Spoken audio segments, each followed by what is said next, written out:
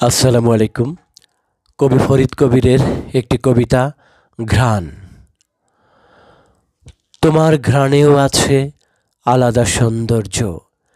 সামান্য কথার পর সমুদ্র দূরত্ব যেন নিমিষে উধাও। আর সেই ঘ্রাণ এসে মিশে যায় আমার শরীরে।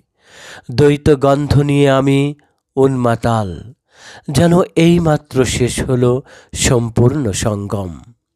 তোমার রঙিন ঘ্রাণ টের পায় এত দূরে গাছের পাতাও। আজ বুঝি রূপে নয়, ঘ্রাণে আছে সকল রহস্য। এর টানে ফুলের কাছে বারবার ফিরে যায় সকল মৌমাছি। নিজেকেও মৌমাছি বলেই মনে হচ্ছে আজ। ঘ্রাণ থেকে খুলে নিচ্ছি অসামান্য মধু। ধন্যবাদ সবাইকে।